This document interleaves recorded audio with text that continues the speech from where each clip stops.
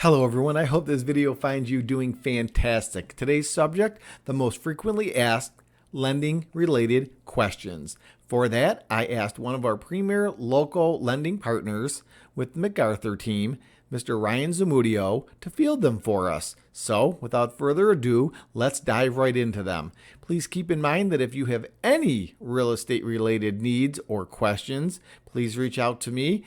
All of my contact information can be found below, and I promise you the Mr. Rogers Homes Arizona real estate team will definitely take care of business while saving you time and money. Okay, let's dive into these awesome questions. Ryan, here comes your first question. How long typically is a pre-qualification good for? Thanks for having me, Shawn, and I appreciate the great questions. The prequal is typically good for the length the credit report is good for, assuming all terms used to qualify stay the same, like no changes in employment, no major drops in assets. This is because once a credit report expires, a new one must be issued, and there is no way to predict where the rescore will be at or what the balance in certain trade lines will be.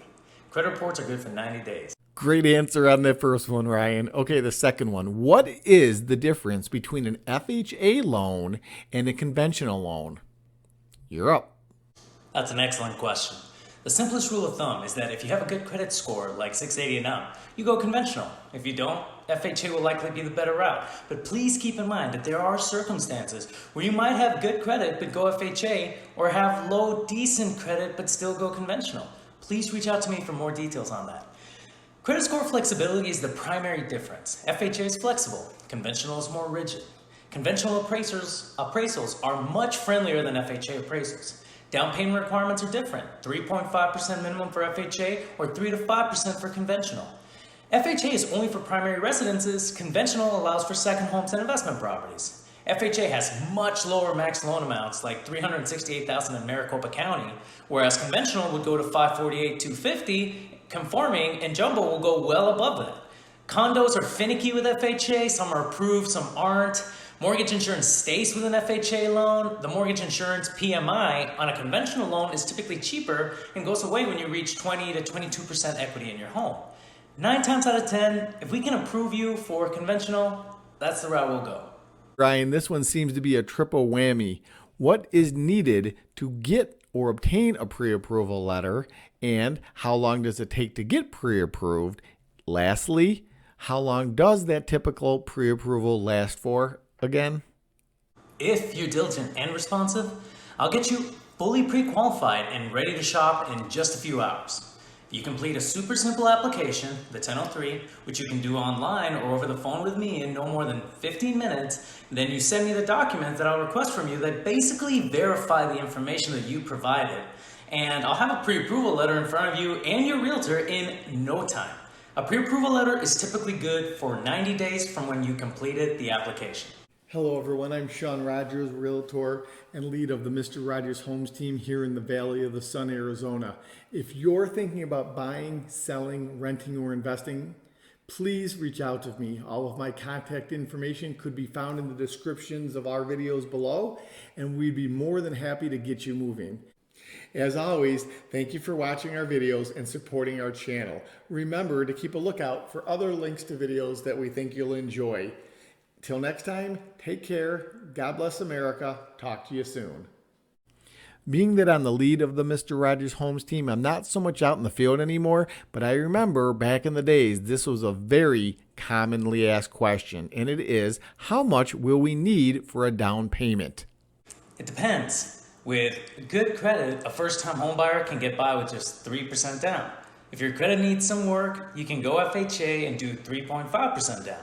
If you're a veteran, you can get 100% financing, and same if you're interested in a very rural area that is approved by the USDA.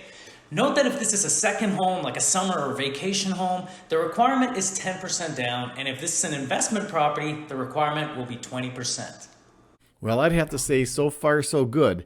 Here comes one. I'm pretty sure you'll have the answer, so throw it at us.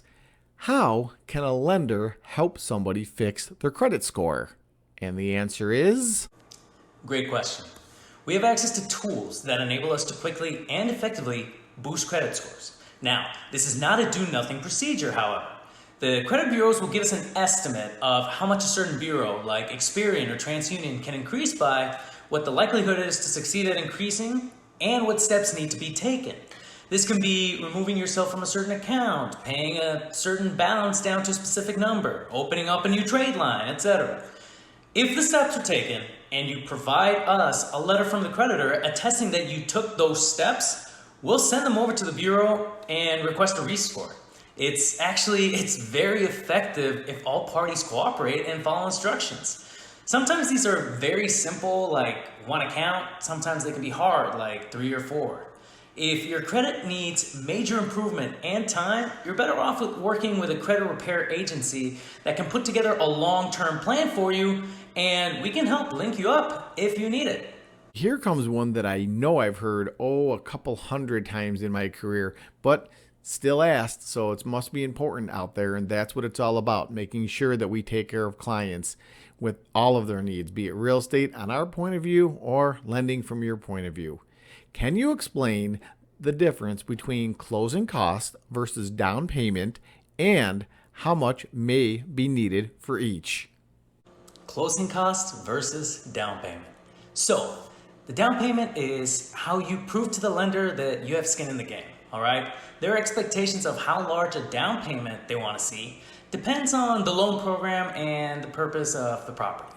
So, closing costs, on the other hand, are all the fees accrued to do the purchase and or refinance transaction. There's multiple parties working to make this transaction happen. We have realtors, you have lenders, title, appraiser, insurance. Your escrows need to be set up. The down payment is 100% predictable. Closing costs are not. This is because each property has different taxes, insurance requirements. Do you want to do discount points? Do you have a preferred title agency? What day of the month are we closing? Are we waiving escrows? I know it's a large window, but I'd put closing costs anywhere between 2 and 5% of the loan amount. Please reach out if you want a more specific breakdown of what's included in the closing costs. You know, Ryan, I'm truly enjoying asking you these questions and sitting back listening to your most excellent answers. Before we get on with the next one, I'd like to ask everybody listening, could you please click that subscribe button and the thumbs up?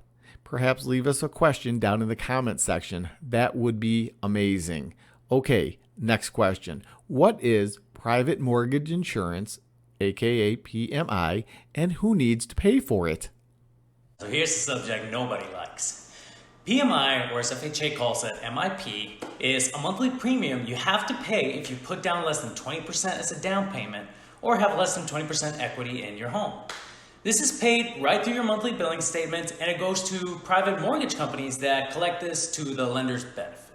The coverage will pay a portion of the balance owed in the event that you default on the home loan. So until you reach 20% equity in your home, yes, this is mandatory, but ask me about 10% down on jumbos with no PMI. Great answer on that last one, Ryan. Thank you very much. You know, it brings me to a point about teamwork. Well, people today, and I don't want to go off on one of my typical babbling rants, but it's so important to me and near and dear to my heart that I say it all the time. It's all about teamwork. And that being said, when you have a good team, everybody on the team performs a different role. So the MacArthur lending team is always there to help us, the Mr. Rogers Homes team, and ultimately it's about helping our clients realize and obtain the dream of home ownership. So just wanted to thank you and everybody out there for trusting us and knowing where to come when you want the correct answers on anything real estate in Arizona. Okay, the next question. How long is an appraisal good for? Ooh, that's a good question. Appraisals are good for 120 days up until closing. If the purchase or refinance is in the final stages but will not close within that 120-day window, a new appraisal will be necessary.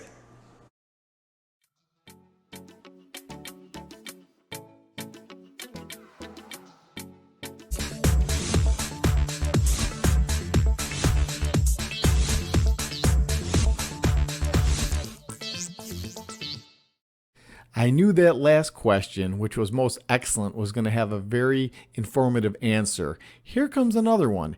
Can I leave my spouse or significant other off the loan but add them to the deed? Very interesting. Absolutely you can.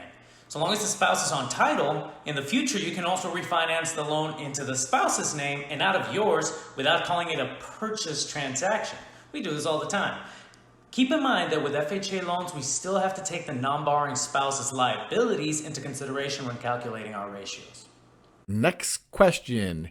How long does it take to get a pre-qualification, and what is the criteria to obtain one? Now, I think we had a question and answer semi-similar to this one, but we always want to make sure that we answer all of the questions, because sometimes one or two words, left, right, or middle, altering, can affect the answer. So, Ryan, if you would, please answer this one for us, as we're all ears. Or eyes, because we're watching you. If we get everything that we need from the client, we can have a full pre-qualification letter that's shop ready within an hour or two, no problem. It all depends on how fast we're provided with the items that we need, though. The criteria we're looking for, or the criteria we're looking at when pre-qualifying somebody, is their credit, income, and assets for the most part, or CIA. Though it sounds simple, there's a lot of variables here, such as the length and the type of income, type of assets, what items are on the credit report. We'll go all over these during our initial phone call with the clients.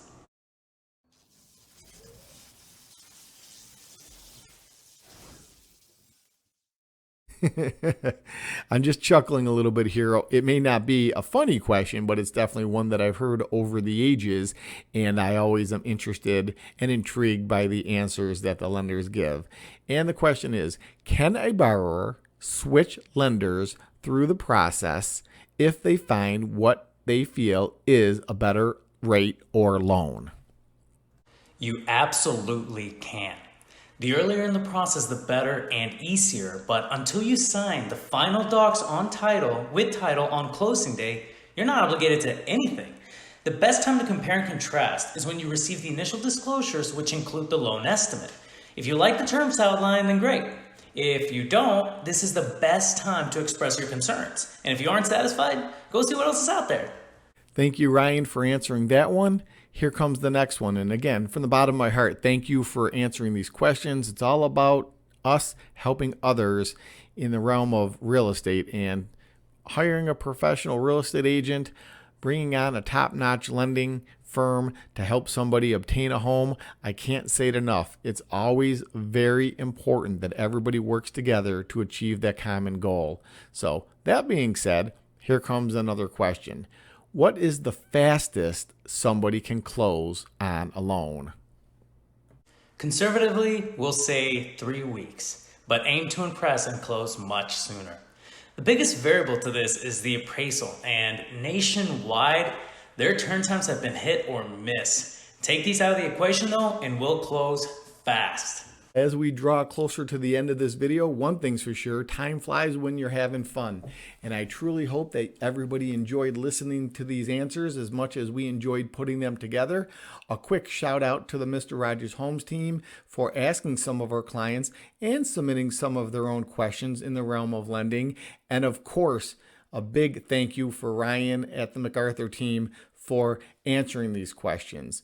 Okay, on to this one. What is the loan estimate? The loan estimate is the initial breakdown of the terms of the loan. It will outline what your payments will be based on the present terms selected, and what the cost will be to make the transaction happen.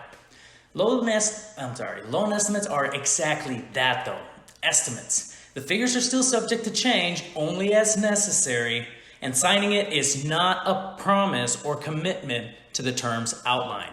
We've come to the last question, and I was going to attempt the drum roll sound or bang on the desk. You probably know where that would have ended up. So without further ado, the question is, does every lender handle underwriting in-house? Great question. Can't wait to hear Ryan's answer.